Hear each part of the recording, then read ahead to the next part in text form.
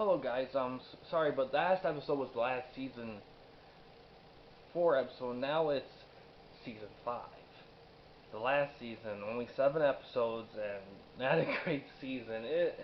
There's a lot of details about it I'll get to, like in the series review or whatever. But basically, what happened was the whole season was kind of a last ditch attempt to keep the series going because the numbers for it were still good, but the studios just decided that they've had enough of it and they thought it should end, and they said, okay, just give us a chance to like end it properly and all that. But of course, a lot of dickhead networks back then said, we don't give a shit, just we're gonna end it when we feel like ending it, and you just be happy with what you got. It's not like nowadays. Like for example, if what happened, if this series, if the exact same was happening to this series, if it was airing today and now, it would get picked up by another place easily. But back then things were different. But yeah, let's talk about the first episode of season 5, the Phenom. This one aired on October 2nd, 1981. It's about 48-ish minutes long. It has 6.4 out of 10 on IMDb with about 90-ish user votes. It guest stars Brett Cullen, who was in the movie Joker as Thomas Wayne. So this is a very young role for him. And it's directed by Bernard McEvety, who directed the Gunsmoke series. Interesting. So basically, in this episode, David is at a baseball training camp. Basically, David runs into this young pitcher kid who's trying to make it big, and he's kind of struggling, and they kind of hit it off, and then he keeps getting sucked into these situations. And I will say this about this one, something I read about too, is that this is one of the very few, if any, episodes where David is actively trying to get out of like helping someone. And granted, the person that's asking for his help isn't exactly kind of great, and he's kind of asking him to do something he really shouldn't have to do, but he does it anyway. It's kind of an interesting side story that kind of goes somewhere but really doesn't. It's kind of weird. It's I don't know what they were trying to do with this one. I think they were.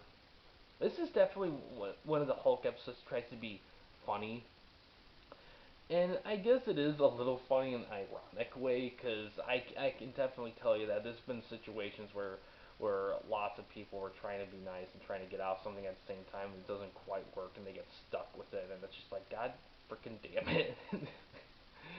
And so it's kind of funny with that. The Hulk action's kind of, eh. I mean, it's definitely one where you can see that they were kind of more focused on just telling a story. Of course, the bad guy's just another thug. I mean, that's the problem with this. You see, I don't mind the bad guys necessarily being human or something. Just give them some kind of like character. Give them something where when I see them go up against the Hulk, that I know the Hulk's gonna win. He usually does. He does, of course. He's a hero. But I want to feel like excited, kind of like I know he's gonna lose, but he's gonna try to do something. He's gonna has a it's an interesting matchup, and unfortunately, a lot of villains in the series blend in too much. They should have tried making them stand out more, and that's kind of the problem. I mean, at first they kind of do because they're well acted. They have a good actor bring in. He gets some good lines in. But when shit comes to shit, when the Hulk shows up, who gives a fuck? You know? And that's kind of the problem, is that you need more villains that could not necessarily handle a Hulk, but villains that you want to either see the Hulk fight or see the Hulk fucking destroy. And it never it never consistently goes one way or the other or both. It's kind of. But yeah, I talked way more about this than I thought I would. This is just not a very good episode overall, mainly because it's kind of just nichey. People who want to skip this, I get.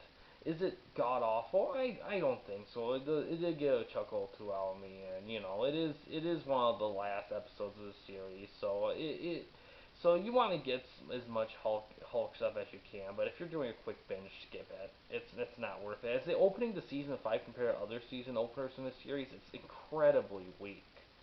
In fact, in all honesty, it's not really a good excuse of a season. Really, there's only like 7 episodes. It's just kind of like the episodes I just kind of grouped together because of last ditch effort. Because they aired them like throughout, like spread out throughout like the season, and they just kind of just did whatever with them. So yeah, but yeah, we're getting close to the end of the series here. What we're probably gonna do is because for there's some TV series that have like movies